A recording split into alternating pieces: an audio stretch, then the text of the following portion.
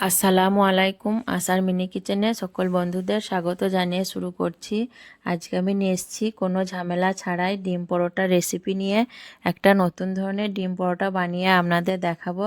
ডিম পরোটা তো আপনারা অনেকভাবে বানিয়ে খেয়ে থাকেন, তাই এইভাবে একবার নতুন পদ্ধতিতে ডিম পরোটা বানিয়ে খেয়ে দেখুন। মাখা ও বেলার ঝামেলা ছাড়াই আর অল্প ডিম দিয়ে অনেকগুলো পরোটা তৈরি করে নিতে পারবেন। আর এই পরোটাগুলো খুবই নরম তুলতুলে তৈরি হয় এবং এই পরোটাগুলো খেতেও কিন্তু দুর্দান্ত স্বাদের হয়। তো চলুন ডিম পরোটার রেসিপিটি দেখে নেওয়া যাক। আর যারা নতুন বন্ধু আমার ভিডিওটি দেখছেন অবশ্যই আমার চ্যানেলটি সাবস্ক্রাইব করে আমার পাশে থাকবেন। এখানে একটা বাটির মধ্যে আমি আটা আর ময়দা মিলিয়ে হাফ কাপ নিয়ে নিয়েছি আর দিয়ে দিচ্ছি পরিমাণ মতো নুন আর চা চামচে 1.5 চামচ চিনি দিয়ে একটা হ্যান্ড উইচ দিয়ে আমি খুব ভালো করে শুকনো উপকরণগুলো একটু মিশিয়ে নেব।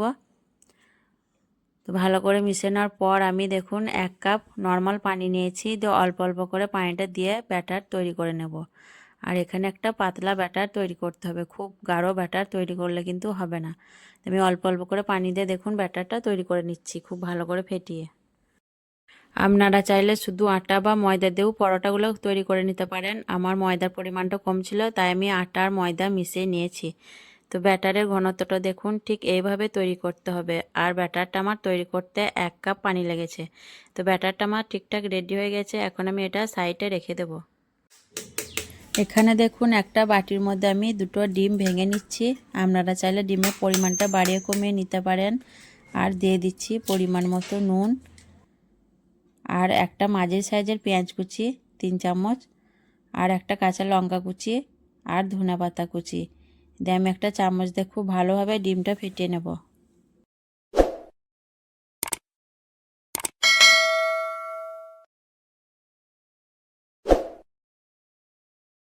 ডিমটা দেখুন আমি খুব ভালো করে ফেটিয়ে নিয়েছি। এখন ডিমের বাটিটা সাইডে রেখে দেবো, দিয়ে আমি পুরটা বানিয়ে নেব।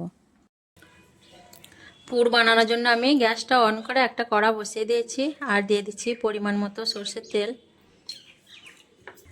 তেলটা ভালো করে গরম করানোর পর দিয়ে দিচ্ছি একটা মাঝারি সাইজের পেঁয়াজ কুচি আর দিয়ে দিচ্ছি একটা কাঁচা লঙ্কা কুচি।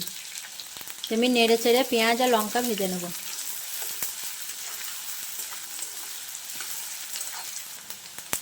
পেঁয়াজ আর লঙ্কা আমি একটু ভেজে নিলাম। এখন এখানে কিছু মশলা দিয়ে দেবো। দিয়ে দিচ্ছি হাফ চামচ হলুদ গুঁড়ো, হাফ চামচ লঙ্কা গুঁড়ো, ঝালটা যে যেমন খাবেন সেরকম দেবেন, হাফ চামচ জিরে গুঁড়ো, হাফ চামচ ধনে গুঁড়ো। দিয়ে মশলাটা আমি খুব ভালো করে কষিয়ে নেব।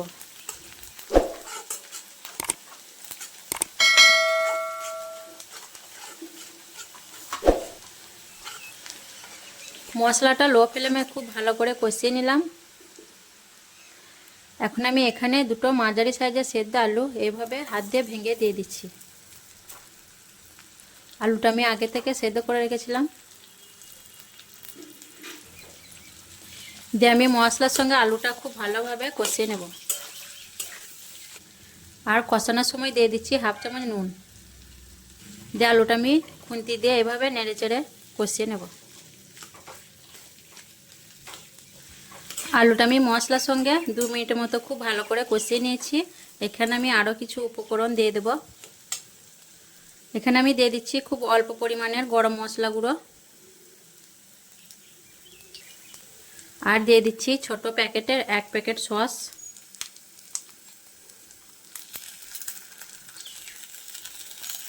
দিয়ে দিচ্ছি ধনেপাতা কুচি আর দিচ্ছি শুকনো বাদাম ভাজা। বাদামটা অপশনাল, আপনারা চাইলে স্কিপ করতে পারেন। বাদামটা দিলে কিন্তু পুরোটা খেতে খুব ভালো লাগবে। দিয়ে আবার আমি খুব ভালোভাবে 1 মিনিটের মতো কষিয়ে নেব।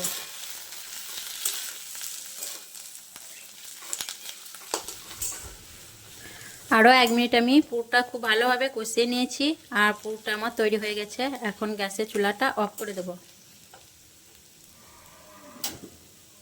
পুরটা একটু ঠান্ডা করে নেব, তারপর আমি পরোটাগুলো বানাবো। পরোটাগুলো বানানোর জন্য আমি আবারও গ্যাসটা অন করে একটা তাওয়া বসিয়ে দিয়েছি, ননস্টিকের তাওয়া। দিয়ে আমি হালকা করে তেল ব্রাশ করে নিচ্ছি। তেল ব্রাশ করা আমার হয়ে গেল। এখন তাওয়াটা একটু গরম করে নেব। আর ততক্ষণ আমি ব্যাটারটা একবার চামচ দিয়ে ফেটিয়ে নেব। তাওয়াটা হালকা গরম হওয়ার পর আমি 2 চামচ করে ব্যাটার তার মধ্যে দিয়ে দিচ্ছি। দিয়ে এইভাবে আমি গোল করে রুটির আকারে শেপ দিয়ে নেব। চামচের নিচের দিকটা দিয়ে এইভাবে ঘোরালে দেখুন গোল রুটির মতো হয়ে যাবে।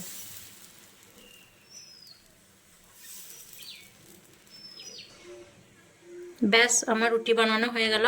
এখন একদিক হওয়ার অপেক্ষা করব। রুটির উপরটা দেখুন অনেকটা শুকিয়ে গেছে। এখন আমি রুটিটা পাল্টে নেব।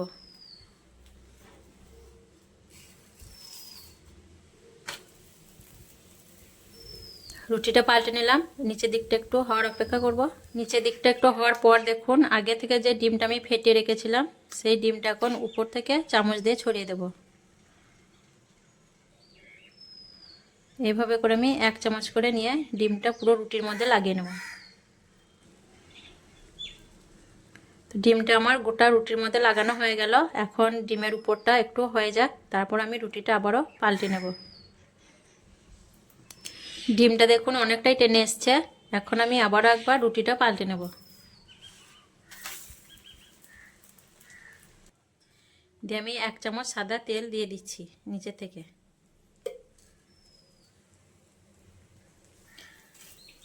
দিয়ে দেখুন রুটিটা আমি একটু এভাবে হাতা দিয়ে ঘুরিয়ে ফিরিয়ে দেবো যাতে তেলটা ভিতর অবধি পৌঁছে যায়। তো তেলটা আমি খুব ভালোভাবে রুটির মধ্যে লাগিয়ে নিলাম। নিচের দিকটা হতে থাক। আর ততক্ষণে আমি আলুর যে পুরটা করে রেখেছিলাম সেই পুরটা আমি এখন উপর থেকে দিয়ে দিচ্ছি।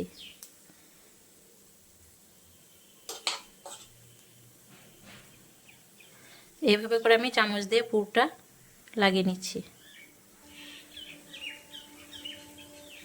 তো ব্যাস পুরটা আমার দেওয়া হয়ে গেল। এখন আমি দেখুন রুটিটা এইভাবে ফোল্ড করে নেব।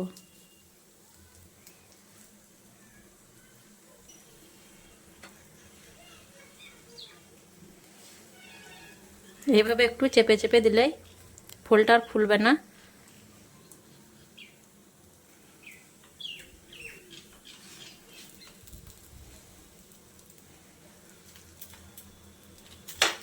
দেখুন এইভাবে করে আমি পুরো রুটিটাই 4 কোনা ভাঁজে ফোল্ড করে নিলাম। দিয়ে আবার আমি রুটিটা উল্টে পাল্টে ভেজে নেব। দেখুন উপর দিকটা হয়ে গেছে, নিচের দিকটা একটু ভেজে নেব, তাহলে আমার ডিম পরোটা তৈরি হয়ে যাবে। পুর ভরা ডিম পরোটা, আর বানানো খুবই সহজ। তো একটা পরোটা আমার ভাজা হয়ে গেল। এখন আমি এটা একটা প্লেটের মধ্যে তুলে নেব। দেখুন কতটা লোভনীয় লাগছে পরোটাটা দেখে। মাখা ও বেলার ঝামেলা ছাড়াই দেখলেন তো পুর ভরা ডিম পরোটাগুলো বানানো কত সহজ। আর সব পরোটাগুলো আমি এইভাবেই বানিয়ে নেব। তো আজকের মাখা ও বেলার ঝামেলা ছাড়া ডিম পরোটা পুর ভরা কেমন লেগেছে অবশ্যই কমেন্টে জানাবেন। ভালো লাগলে লাইক করবেন, শেয়ার করবেন, আর আমার চ্যানেলটি সাবস্ক্রাইব করে আমার সাথে থাকবেন। আর পরোটাগুলো দেখুন কতটা নরম তুলতুলে হয়েছে। আর এই পরোটাগুলো খেতেও কিন্তু দুর্দান্ত স্বাদের হয়। তো অবশ্যই আপনারাও এইভাবে বানিয়ে দেখবেন, খুবই মজার পরোটা, আর কোনো ঝামেলা ছাড়াই বানিয়ে নিতে পারবেন। তো আসবো আবারও অন্য কোনো রেসিপি নিয়ে। সকলে ভালো থাকবেন, সুস্থ থাকবেন। আল্লাহ হাফেজ।